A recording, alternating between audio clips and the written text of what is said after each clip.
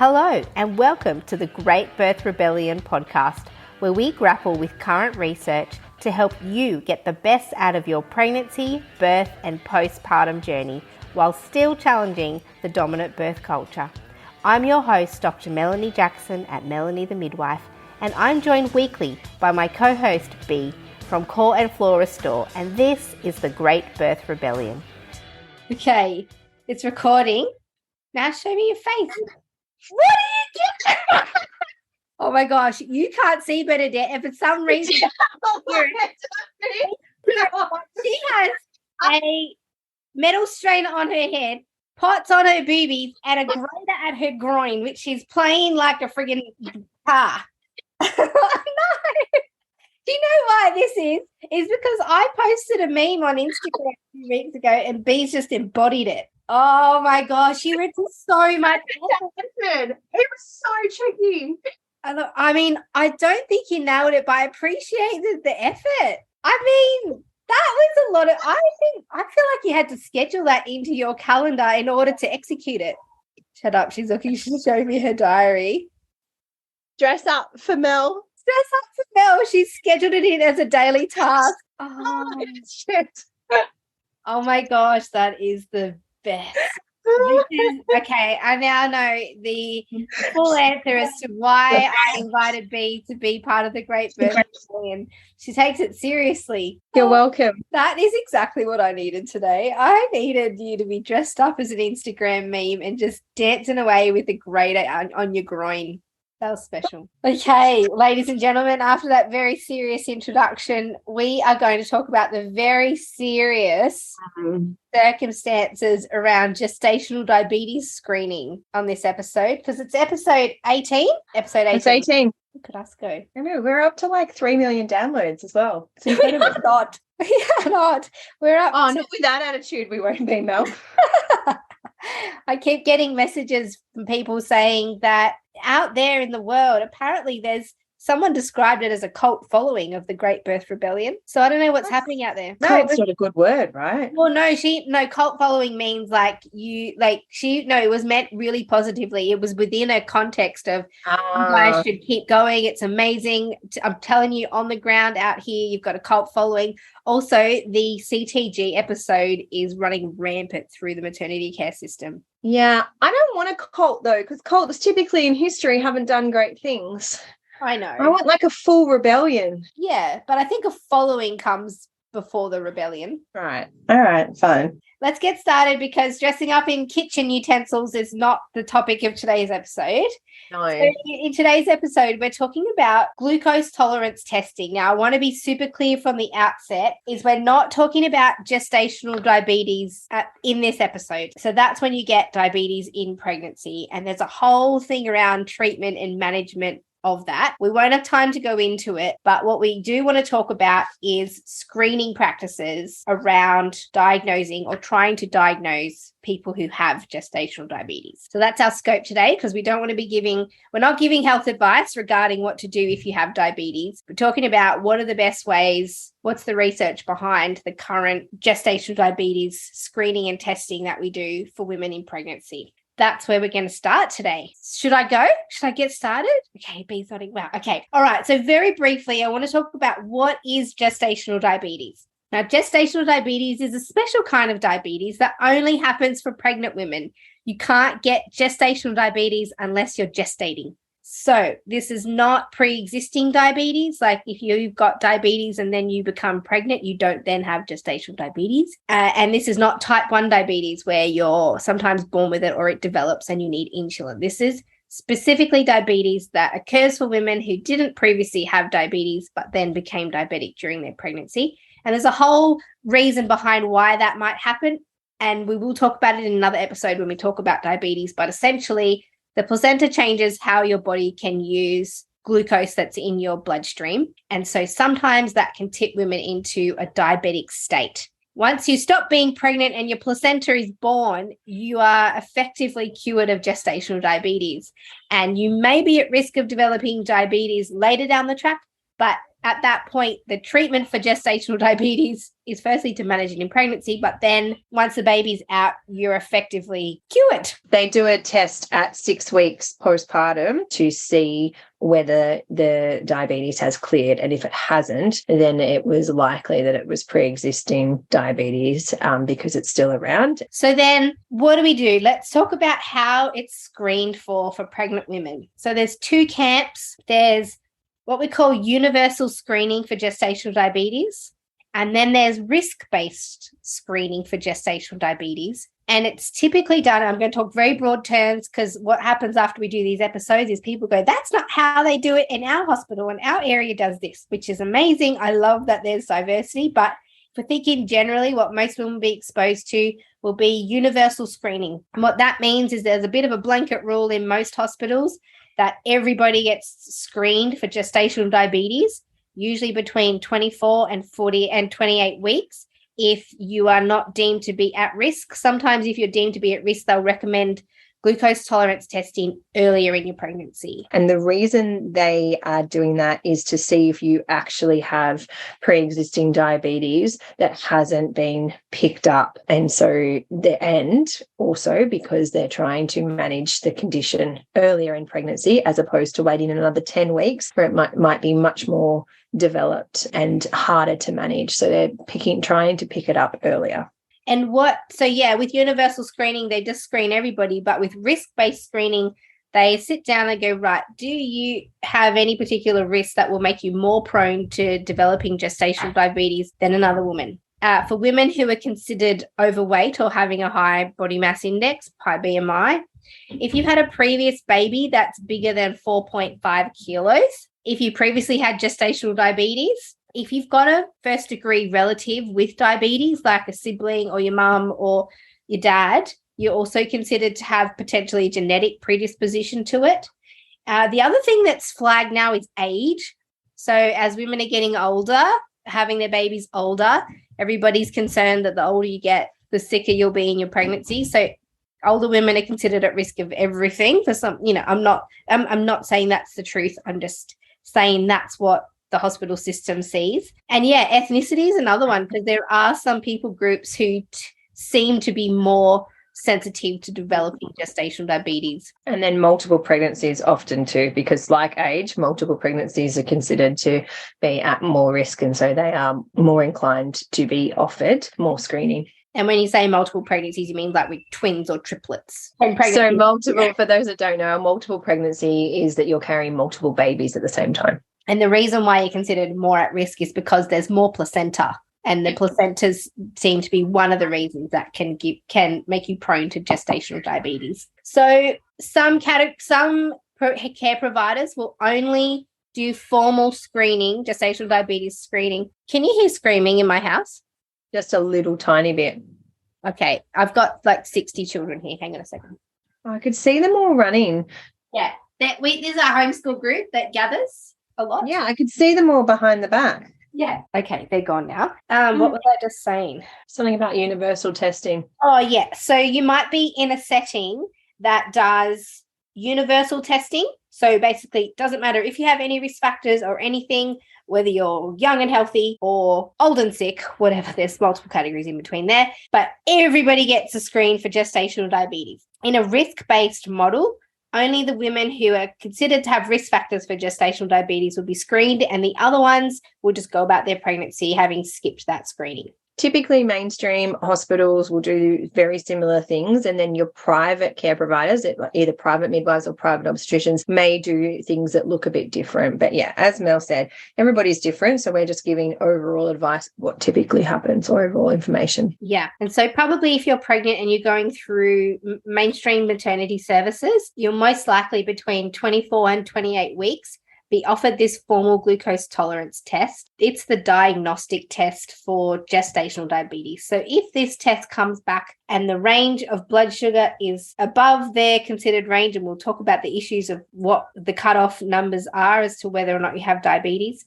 If it comes back high, you're considered to have diabetes after having done that test. But basically what we're saying is if you're pregnant, be prepared that at some point, usually between 24 and 28 weeks, you'll be asked by your care provider to do, or if you want to do, the formal glucose tolerance test. Sometimes it's called the FGTT or the glucose tolerance test GTT. And this is how it's done, is you would arrive to usually a pathology lab or to the hospital for your routine antenatal care, and they would test your blood sugar on arrival through a blood test. Then they give you a drink which has 75 grams sugar. It's got obviously other ingredients, but that's the idea is that everybody gets 75 grams of sugar. And then 1 hour after having that, they take your blood test again. And then 2 hours after, they take it again. So the idea of this is they're trying to see how your body is digesting, processing, and eliminating or using sugar during your pregnancy. And you're in a state of diabetes if your body's having trouble using that sugar that you've just had. So if you had diabetes, theoretically, that 1 hour and 2 hour reading would be high. So one thing they do to decide if you have diabetes or not is there's a cutoff limit, as if at 1 hour, if your blood sugar is over a particular level, they'd say that's considered a diagnosis for diabetes. And again, at 2 hours, if it's over a certain limit, then you would be diagnosed with gestational diabetes, because your body's demonstrated that it's having trouble processing the sugar that's given to it. And therefore, it's assumed that you're diabetic. Now, there's a bit of contention, and I'm, again, not going to go into detail about it, but the cutoffs for what's diagnosed as diabetic or not are controversial, to say the least. And so we're still really haven't decided what cutoff is diagnostic for diabetes or not. And recently, they changed the cutoffs to lower the levels. And so there's a lot more women being diagnosed with gestational diabetes when they might not actually have gestational diabetes. And although this is the Great Birth Rebellion, I want to seriously plug another podcast in this moment, because they did an amazing episode. I think there might have even been 2 episodes on gestational diabetes. If you haven't found it yet, the Midwives Cauldron has done an insanely good quality episode on gestational diabetes. So listen to that, because it's the prequel to this one, I feel. I'm not repeating what they've said. So what I'm saying is it's contentious, and that the expectation on pregnant women is to keep their blood sugar lower than non-pregnant people. Because what do you want this to be about then? What's your plan? So there's a Cochrane review. I'm basically trying to get to the Cochrane review 2017, which has told us basically that we have absolutely zero quality evidence that tells us what the best way to screen for gestational diabetes is. Regardless of what the cutoffs are, there's no evidence for any of it. There's actually nothing. Like, we're doing all of this on a wild assumption. So according to Douglas Haley Moyer and Barrett and Smith Pathology Labs, they're saying anything greater than 5.1 for the initial fasting glucose, 1 hour, anything greater than 10, or 2 hours, anything greater than 8.5. So if we vaguely have a look at what cutoffs we're using to diagnose gestational diabetes in pregnancy, the contention is that it used to be one classification, but they've recently changed it, and different facilities and different healthcare providers are divided on which classification or which diagnostic cutoffs diagnose diabetes. But if I do gestational diabetes testing for my clients, when I get the report back, underneath it, it tells me what kind of criteria they've used to diagnose gestational diabetes. And they're saying that when the woman comes in and does her fasting initial blood sugar, so when you walk in to do your gestational diabetes test and you've been fasting, if that initial level is above 5.5 or your 2 hour glucose. No, isn't it 5.1? Well, it's above 5.1. The description, so they've offered 2 different options. So they've said, according to one classification, if it's above 5.5, or the 2 hour plasma glucose is equal to or greater than 8, then this is considered diagnostic of gestational diabetes. But there's an alternative diagnostic cutoff for gestational diabetes that was published later. And if it's and this is the contentious one, is this one's got a lower cutoff. So if it's over 5.1 at the fasting one, if it's over 10 at the 1 hour or 8.5 at the 2 hour, then that could also be considered diabetes. So is this what it says on your pathology, that there's two different? Yes. So if I send a woman to get gestational diabetes testing, they'll give me the results for the test, what it showed. And then underneath it says, it's got this big long disclaimer about the two separate diagnostic cutoffs that you could use to guide your diagnosis of gestational diabetes for this woman. So the Australian Institute of Health and Welfare right now recommends that a diagnosis for gestational diabetes is made based on the 75-gram OGTT with one or more of the following. So if it's only one reading, has to be equal or above this.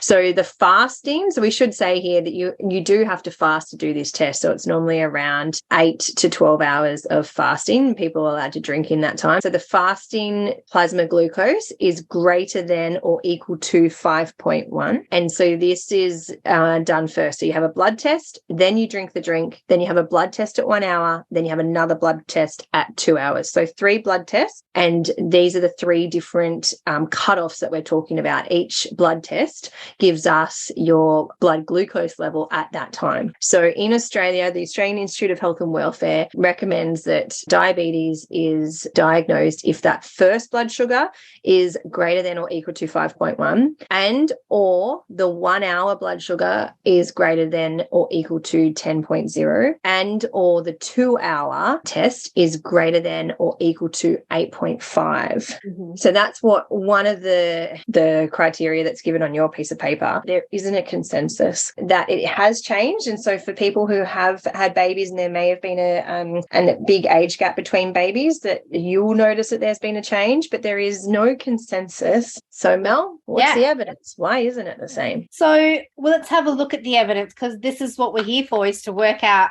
is what we're doing and recommending to women, does it have any basis? Like, where did we get this information from? So Cochrane database of systematic reviews, always like the mic drop kind of journal that we can go to answer a lot of these questions. And because the oral glucose tolerance test or formal glucose tolerance testing is a medical intervention, it can be tested using randomized control trials. You can blind people to whether or not they have the glucose tolerance test or not. You can blind whoever's administering it. This is possible, entirely possible to do in a randomized control trial. And because it's a medical intervention and a medication in a sense, then it should be studied in this way. Some things can't be studied with a randomized control trial, but it is completely And just so people understand, in the science world, a randomized control trial is seen as the gold standard of evidence. So the Cochrane database looks at all the evidence and it puts it all together and it gives us an answer, and it's available to anyone, and they do plain text summary so that people can actually understand it. So we go to Cochrane first for anything because it has incredible data, and then we look elsewhere to see if there's any new data that's been done that hasn't yet been included, or other studies, because as Mel said, not all things can have randomized control trials, and they're not always suitable, and there's often other epic research that's out there that isn't an RCT. But for this kind of thing, this is what we would want, is RCTs. In terms of whether something works or not, RCT is where it's at. So what does Cochrane say? What does Cochrane say? So Cochrane's attempted to write an article on gestational diabetes testing multiple times. There was a 2010 one, there was a 2014. Now they've just updated it to 2017. And what they wanted to do was address the issue that to date, there's still uncertainty as to whether or not screening all women for gestational diabetes will improve maternal or infant health. So right off the bat, we don't know which technique is better, to screen everybody, to screen nobody, or to screen as an at-risk population. So the Cochrane database systematic reviews found only 2 trials randomized control trials. They were both done in Ireland, and this is important because ethnicity and diet and lifestyle and location has a big impact on whether or not you will get or be at risk of getting gestational diabetes. So they're both done in Ireland. The total population that was studied over these two randomized control trials was only about 4,500 women. And they were both the studies were found to have a moderate to high risk of bias. So basically what they're saying is there's two studies. They were kind of small. There was a high risk that whatever they found was not accurate because the quality of the studies was poor. Now, Cochrane has basically said at the end of the whole paper, they said there's not enough evidence to guide us on the effects of screening for gestational diabetes based on risk or where you do it, whether you do it at a hospital, at a pathology lab with a GP. And we don't know the outcomes for women and their babies about glucose tolerance testing, if it accurately diagnoses diabetes, if doing it even improves outcomes for women and their babies, if it's capturing everybody who has diabetes, how many people are being left out. We have no idea whatsoever. Anything that's been done is culturally based on the setting and based on someone's preference that they pulled out of their bot because there's no evidence. So I find it very hard to talk to my clients about gestational diabetes testing because I have to tell them that actually nobody knows what's better anywhere. Not me, not the hospital, not your GP, no one. We can't even decide what cutoffs we should use. No one can agree on what cutoffs should be used to diagnose gestational diabetes. So it's under-researched. And it's probably one of the biggest interventions that impacts your labor. It's one of the biggest pregnancy interventions that impacts your labor and birth, because for those who are listening to this, and there'll be people that are listening to this that are like, yeah, I didn't feel like I had diabetes. It was diet controlled. I never had another high reading, but I was managed as that. And then I had to have all these extra doctor's appointments. And then I was offered the induction, because this is typically what happens. And we're seeing more and more induction with gestational diabetes. I think in last year's Mothers and Babies report, it was the highest reason for induction. When we look then at the impacts of that, not just the induction, but looking at pregnancy care and people having more medical appointments than midwifery appointments when we know the outcomes of midwifery care, and just the stress that it can cause and the stigma. But if we're putting people through that affects their whole pregnancy. It also affects second and subsequent pregnancies after that, because they've now been diagnosed with having diabetes. And so to do something like this without knowing whether it's beneficial short and long term. Why, right? So this is what, when I talk to people about this, and this is what gets a lot of attention on things like Instagram, they're like, it's just a test. It's just a blood test. What's wrong with doing it? Well, what's wrong with doing it is that we don't know if this test even works to diagnose gestational diabetes. No one's researched it properly enough that we can actually make conclusions that this is a helpful test that's going to improve outcomes for babies. In pregnancy, yeah. In pregnancy. And actually then for women who do get diagnosed with gestational diabetes based on this flawed system of diagnosing people, like you said, they will sometimes be shifted off. If they're in a midwifery program, they will often be shifted off into the obstetric clinic. And then all of a sudden they're on a pathway to be induced at 38 weeks because that's the policy, regardless of if they've managed to control their diabetes or not. And what I'd like to say here is that if you do find that you're in a state where you have gestational diabetes, if you've managed to, so normally our insulin and our body and our blood cells will manage our glucose levels to a healthy level where you're not getting major highs and major lows. If your body can't internally manage that, you can externally control that with diet. So if you've managed through your pregnancy to control your diabetes using diet control, your body and baby are completely unaware that you're in a diabetic state, and you have effectively mitigated the risk of gestational diabetes. There is no issue in your body if you've charted all your blood sugars the whole pregnancy and you've had very few high readings after being diagnosed with gestational diabetes, and your blood sugars are stayed stable and normal in inverted commas. Your baby and your body are unaware that you have gestational diabetes. You have effectively mitigated whatever risk this diagnosis presented you, and you're, for all intents and purposes, a normal, well, healthy woman, and in my opinion, should not be induced at 38 weeks just because it's the policy. Yes, I think there should be some interventions for women who have been unable to control their gestational diabetes in pregnancy. There are some risks to those women and babies, which, again, not the topic of this conversation, but there might be a good reason to induce a woman who's got uncontrolled diabetes.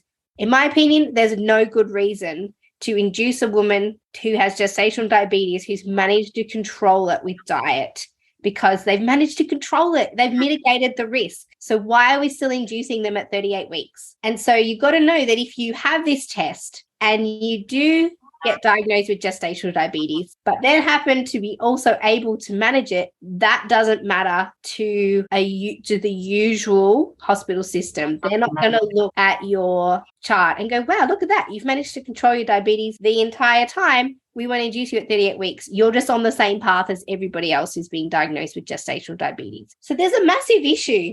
And it's not around the screening. The screening test itself is probably pretty benign in terms of its impact on your body. The impact is the whole flow-on effect of being diagnosed with gestational diabetes. I think it's really tricky when we're given fragmented care and quick little 10-minute appointments is often our notes don't get looked at. Our story doesn't get taken into consideration. And so we just get put on that conveyor belt and it's like, well, this is what we offer. This is what we're doing. So And so a lot of what we're saying is this is creating a circumstance of unnecessary care for women and a potential overdiagnosis of diabetes for women who don't have it. So for midwives who are sitting here going, my gosh, well, what do I do now? Because our hospital does universal screening. How do I counsel women about this? When it comes to the time where women are coming up to their gestational diabetes test and they ask, well, why should I have this test? We actually can only really say, well, that's the policy at this hospital. Unfortunately, we don't have any evidence that supports use of this test for all women, or we don't actually know anything about this test, if it's an accurate one to diagnose diabetes or not. So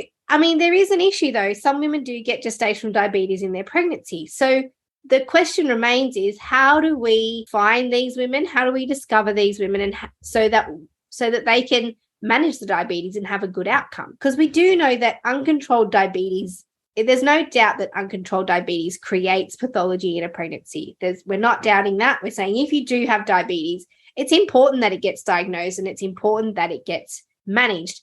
What we don't yet know is the best way to diagnose it. Formal glucose tolerance testing has not been proven to be the best way or the only way to diagnose gestational diabetes. So let's look at alternatives. So now that you've heard this and you think, well, I don't want the gestational diabetes test, but I would like to know if I have gestational diabetes. So those are two different things. So I can talk you through what I offer to my clients. So if I look down that list of risk factors, they have a first degree relative with diabetes, potentially they're overweight or have a high BMI, they've had a previous baby above 4.5 kilos, previous history of gestational diabetes, they're of an ethnicity that does put them at higher risk of gestational diabetes, and women who are older in their pregnancy. The other thing I also ask my clients about is their current diet. Do you actually have a high sugar diet or a diet full of processed foods? And if they say, actually, no, I eat really well, I really concentrate on nutrition, we have a chat about all of that. So my other issue with gestational diabetes testing is that our bodies will actually adapt to the amount of sugar that we eat in our day. So people who have a high sugar or high simple carbohydrate diet with lots of processed foods, their pancreas will be trained to release and make more insulin than my body, that I eat what I would consider quite well. I don't have lots of sweet foods. I try and balance my carbohydrate intake with appropriate fats, proteins, and vegetables in order to balance my blood sugar levels. So I consciously eat that way. I said, you're saying this as you're chewing down on a Mars bar and drinking a chocolate milkshake. I am not. Stop distracting everybody. What I'm trying to say is my body is not trained to deal with high levels of sugar and my pancreas isn't expecting it. It's not thinking, Mel always eats a lot of sugar. I really have to work. My pancreas is chilling out. Every now and then Mel overdoes it. We'll deal with that when it happens. But on the routine, it's not. So on that theory, if I went for a glucose tolerance test, my blood sugar, I would expect it to be higher for longer than somebody whose body is used to processing sugar, because my body's got to catch up. It's got to go, holy crap, she's had 75 grams of sugar. What the heck? We got to get insulin out there. Like, there's a delay in the process of managing that sugar. Whereas for somebody who has high sugar diet, their pancreas is ready, man. It's keen, it's ready. So my theory is, and for my clients who propose to have a very healthy diet, I do talk to them about the possibility that they could respond to the glucose tolerance test as being diabetic because their body's not used to dealing with 75 grams of sugar. So what's an alternative? I have clients that are like, I do want to know if I have gestational diabetes, but I do not want the gestational diabetes test. So here's another option, which I feel again, there's not evidence for this, but it's an option, theoretical option, just like the theoretical option of the oral glucose tolerance test. So I've got clients who are at risk. I say to them, if you like, here's a glucose testing kit. So the same sort of glucose testing kit that you would give to a woman who has diabetes. So if you're diagnosed with diabetes, you would every day take your blood sugar when you wake, and then 1 hour after starting each meal, breakfast, lunch, and dinner. And you would chart that and you would see if you can control it using diet. So what I suggest for women who want to have testing for gestational diabetes, but don't want to have the glucose tolerance test, they can just test their blood sugar as if they were diabetic. So wake up in the morning, check your blood sugar. 1 hour after starting breakfast, check your blood sugar again. 1 hour after starting lunch, check it again. 1 hour after dinner, check it again. And then they can chart it. And if their blood sugar levels are over, so on the chart that I give women about charting their blood sugars, if after 1 hour after meals, if it's 7.4, over 7.4, then that's considered a reading too high. And if it's over 6.7 after 2 hours of eating, then that's also considered high. So they can actually self-monitor their blood sugar levels and make a diagnosis based on this real-time, real food circumstance. And so if after a week of testing, these women have not had a high reading above the certain ranges, and again, it's controversial what is considered a normal range and what's not. But if all of their readings for an entire week are completely normal, there's no way they could have gestational diabetes, because if they had gestational diabetes, then that's represented by high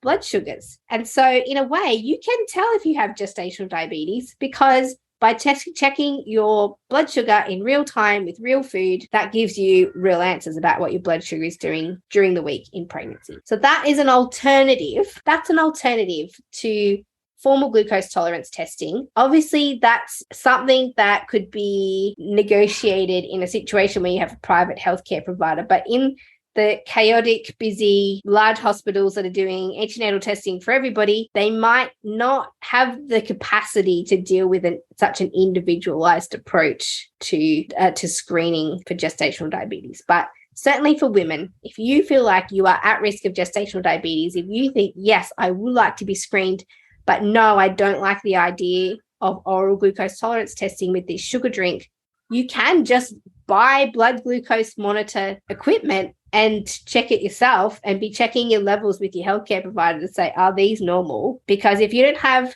consistent, ongoing high blood sugars, you do not have gestational diabetes. I'm not saying we shouldn't test for gestational diabetes, because it's definitely an issue, and we need a good strategy for how to identify the women who have gestational diabetes so that we can help them have healthy pregnancies by managing the diabetes. You know, we're doing all of this testing without actually knowing if it works. So my other thing is during COVID, and not that I want to say the key C word too often, because I just want to forget that ever happened. But during COVID, a lot of the local services just stopped doing gestational diabetes testing because they didn't want women sitting around in the hospital for 3 or 4 hours coming in to have gestational diabetes testing.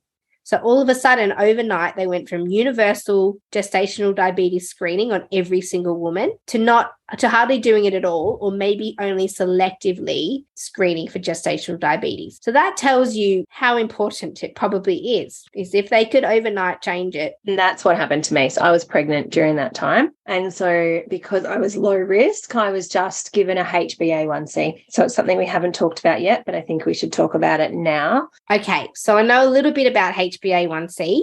because I've looked into it a little bit, because a lot of my clients don't want the gestational diabetes testing. So I'm always looking for ways on how do I make sure I don't miss any clients who actually do have gestational diabetes. So there is this blood test that you can do. And actually this blood test, the HbA1c, is something that has been well known and tested and used for people who have diabetes in their usual life, not when they're pregnant. So there's heaps of evidence there for people who have type 2 diabetes. I'm not sure if they use it for type 1, but anyway, they can use it it's a long-term marker of how well controlled someone's blood sugar levels have been. So if you've got a diabetic person who this GP is managing, for example, and they're on medication, and they do their HbA1c levels, and the HbA1c is super high, that's a clinical marker that that overall they haven't been controlling their blood sugar levels appropriately. And so that can help dictate management processes. So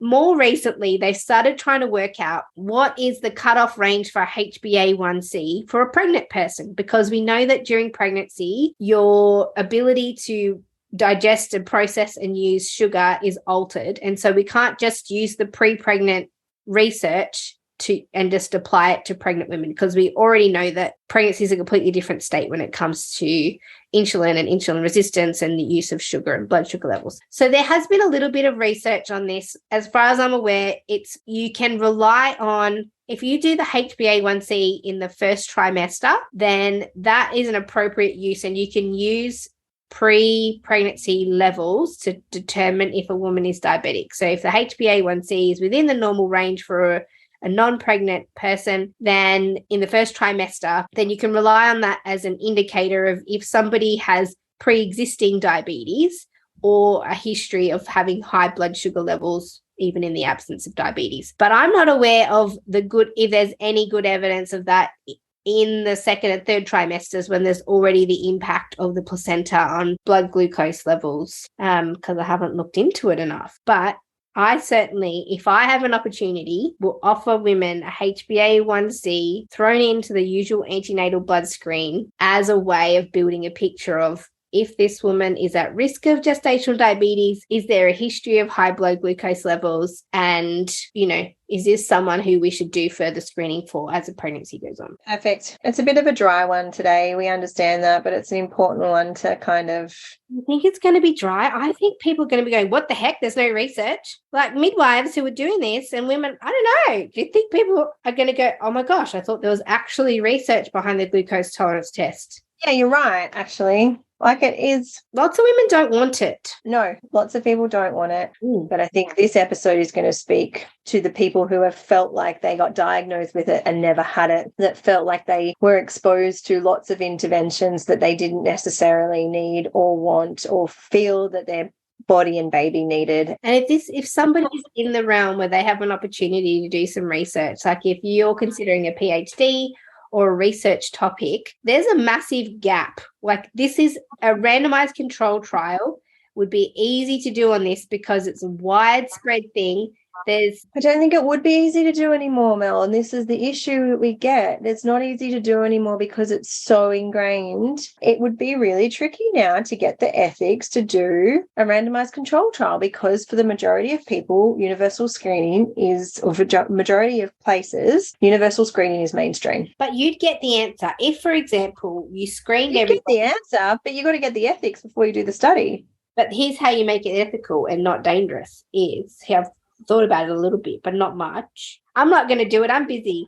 But somebody could. So here's what you could do to make it still safe. This is my proposal.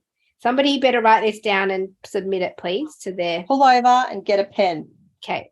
People do that. So you got to enroll people in the study, because that's how you do a randomized controlled trial. Everyone gets enrolled. And then what you would do is you'd randomize people, you'd enroll them and randomize them. And then, so some people would do a placebo glucose tolerance test, and some people would do the real one. Obviously, it would have to be a matched cohort. So they'd have to be kind of equal levels of risk and blah, blah, blah. You know how you match cohorts. And then all of the people would still do daily blood glucose monitoring as if they were diabetic, right? So you'd have to have a committed cohort who would be willing to do this. And then you could really accurately determine. So the half that did the oral glucose tolerance test, they would still also be doing their blood glucose levels and being cared for by the healthcare provider, who would have to be part of the study too. And then if they started to get high readings on their daily glucose monitoring, there could be somehow a criteria by which you would be then diagnosed with diabetes, regardless of whether or not you had a positive or negative oral glucose tolerance test, or if you had the placebo. So you'd still capture the women who had high blood glucose levels because they'd be doing daily testing. But you could also find out if the oral glucose tolerance test, how many women actually ended up having diabetes versus how many actually ended up having diabetes in the oral glucose tolerance test, because you're going to be doing the ongoing daily blood glucose testing. That's my proposal. I don't think any of that made any sense to anybody else except me in my head. It made total sense to me. That's a great way of doing it. So basically people get randomized. One person has a placebo, one person has the actual test. Everybody is still doing their blood sugar testing as if they were diabetic to actually see what their normal readings are. And then you would see which one was. And so from that, you would see, okay, this many people actually had high blood glucose or high glucose readings. So we would assume that they are diabetic based on that. And of these people, this many had the positive glucose test and this many didn't. And so then you would see whether it was accurate way of testing or not. Yes. So you could see if it was an accurate test to diagnose diabetes. Then people are enrolling right now to do their PhD based on that. We've just given you your methodology.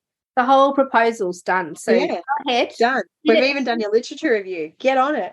Submit it as your own. I don't need any credit for this at all. That's a really good study. Thanks. I like it. I've got talent in that area of working out how to do research stuff. You're welcome. Yeah. And do a really big cohort. Like we're talking like minimum 10,000 people. Well, wait a second. If you want outcomes, if you want to do an outcome study, you need big numbers, right? If you want to work out if the oral glucose tolerance test actually results in better outcomes for women and babies, you need massive numbers. If you just want to find out if it's an effective test, you don't need those bigger numbers. Okay. Beautiful. I do have a 5-minute wrap up. What's 5-minute wrap up? What is it? It's where you spend 5 minutes wrapping up. Thank you. What we've talked about. Okay. I mean, do you want to present a 5-minute wrap up? I can do it if you like. Yeah, go for it. Do it. I'm a bit bored by this topic now. Please checked out. All right, I'm going to take us to the end. Come on, guys. Look, I know you're surprised. This is new information to a lot of people. It might not be new information to you. 5-minute wrap up. Gestational diabetes is a problem. If you have uncontrolled gestational diabetes, there's no doubt in the evidence that does result in poorer outcomes for you and your baby in the short term and the long term. So I think that we have a problem where we don't really properly know how to diagnose gestational diabetes. And so we've gone with this oral glucose tolerance test or this formal glucose tolerance test as a theoretical option for testing women and finding out if they have diabetes. The problem is there's no consensus on how to use this oral glucose tolerance test, what cutoffs can constitute gestational diabetes as a diagnosis. And we haven't yet done all the research on if this test is an appropriate test for gestational diabetes. However, we do have a problem that some women get gestational diabetes. And now clinicians and women need to decide what they're going to do about that, because there's hospital policies, but there's no research that can really help guide what the best way to diagnose gestational diabetes is. There you go. I feel like we've given you more questions than answers. Well, now you make a decision that's right for you. But yeah, we are definitely still advocating for management of people with diabetes. We're just challenging the testing based on the limited amount of research there is no research that really supports it. Next week's episode is going to be amazing. I can't tell you who's coming in. Don't give it away. Okay. All right. You're such a fun spoiler. Oh, I'm just what shock awe. Like, I have been described as a fun crusher in the past. That surprises me. Not. No, I am so fun.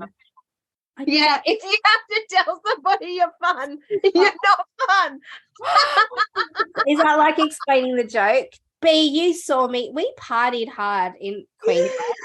I think prove it. Prove it to the listeners that you can be fun. Put a damn party on. Put a birth rebellion party on. We're waiting for it. I'm trying. My husband. No GTT screening. Everyone will be screened with a HbA1c on entry to decide whether or not you need to go ahead with the oral glucose. See you in the next episode. See you on the next episode for more fun with Mel and B, particularly with Mel. For fun with B and not so much fun with Mel. Get out. I'm fun. I'm going to do a poll on Instagram. I won't get offended.